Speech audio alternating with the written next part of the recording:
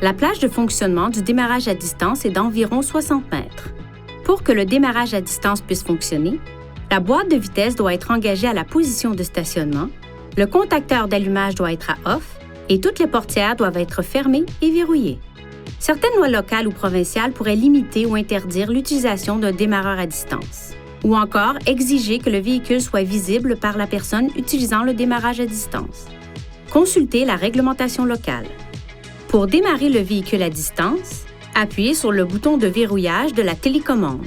Dans les 5 secondes qui suivent, appuyez sur le bouton démarrage du moteur et maintenez-le enfoncé pendant au moins 2 secondes.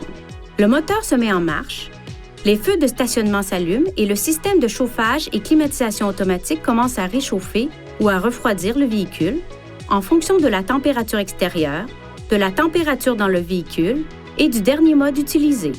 Pendant cette période, l'affichage et les commandes de climatisation et de chauffage ne pourront pas être utilisés tant que le contacteur d'allumage n'aura pas été placé à on. Le moteur fonctionne alors pendant 10 minutes avant de s'arrêter. Pour prolonger de 10 minutes la période de fonctionnement du moteur, appuyez sur le bouton de verrouillage de la télécommande, puis appuyez sur le bouton démarrage du moteur et maintenez-le enfoncé pendant au moins 2 secondes. Le temps de fonctionnement est calculé comme suit. La première période de 10 minutes débute lorsque la fonction de démarrage à distance est exécutée.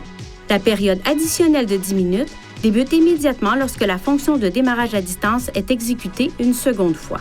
Par exemple, si le moteur fonctionne pendant 5 minutes et que vous prolongez la période du démarrage à distance, le moteur fonctionne pendant une durée totale de 15 minutes. Appuyez sur le bouton démarrage du moteur de la télécommande à tout moment jusqu'à ce que les feux de stationnement s'éteignent pour annuler le démarrage à distance du moteur.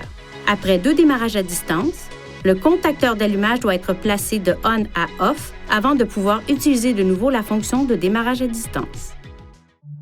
Veuillez consulter le manuel du conducteur pour obtenir des renseignements importants concernant la sécurité et les limites du système et pour en savoir davantage au sujet de son utilisation et de ses caractéristiques.